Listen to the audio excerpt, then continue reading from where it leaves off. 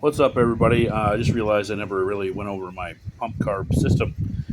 This is a carb that I get off of Amazon for like 20 bucks. It's a Tillotson. I think it's a HL 116, something like that. So you got to get this addition. I pull the choke out of there. There's quite a few things that I do to it. You have to put a little arm on it with a pull system. They do sell a kit for like $20 that just bolts into these screws here and then gives you a stopper, but I just ghettoed one out of steel right there, and it works just fine. But I did put a heavy duty spring on it right there because you want that return. You want that spring return to be real strong. But I like these carbs because they are so easy to tune. You got your low end and your high end right here. I mean, you just turn the low end out till she starts, and then I even used a wide band and got it, right in the sweet spot. And then I just adjust the high end to as fast as I can get her to go. It does adjust this just a tiny bit when you move.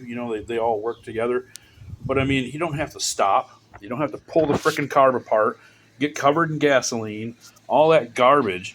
And tuning takes like 5 minutes. So this is, like I said, it's a special thing. This intake you must have for this carb. It has a hole in it, in the back, and a special gasket. This whole assembly here is going to cost you about $75. But I mean, if you've got gravity feed to the pump and you can keep gas right here, it's awesome. I wouldn't have it any other way. But if you're just running a pump carb and stuff, it's super tricky to get that fuel up to here because without the fuel in there, it doesn't really create the vacuum that it needs. So you'll have to either pull this off, which is just a screw, it's super easy, and the fuel will come rushing in to prime it before you start it once. So as you can see, I tip it up, the fuel will run to the carb, and that's all we need. So this is kind of like a, you know, somewhat fuel injection because what it does is it uses the pulse from the pulse pump to move a diaphragm in there and pump fuel in there.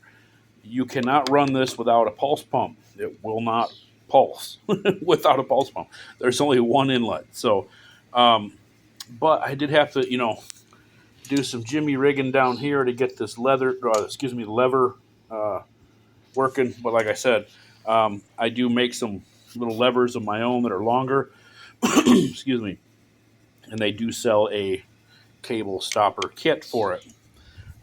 Like I said, it's a Tillotson race carb. If you want to look them up, they sell carbs that are basically identical to this for like $400. And I got to tell you, even though this is a chainsaw carb, it works. I mean, it's the same carb as HO 116. So, what I did is I got rid of the choke and I just put my hand over it, if I need it. But if there's fuel here, you don't need a choke. Couple pulls, she's rocking. And man, I tell you, the tuning is just, it's phenomenal. It's just so easy. Like, oh, I'm not going as fast. Pull over, give her a little, eighth of a turn, and whoa, it comes alive. You know what I mean? It's a big difference. So that's why I like it, because, God, I mean, tuning a carb can take you all frickin' day if it's way out of tune. So even though this is a big valve head, I can still tune her in to work how it needs to.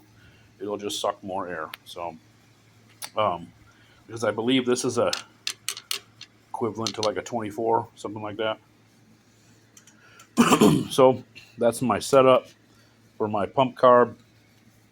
They're pretty simple. You just need the pulse and the fuel in. But when we had the other bikes with the tank down low, boy, this was a huge pain in the butt to get started. So, but like I said, if you've got gravity feed, you are good to go.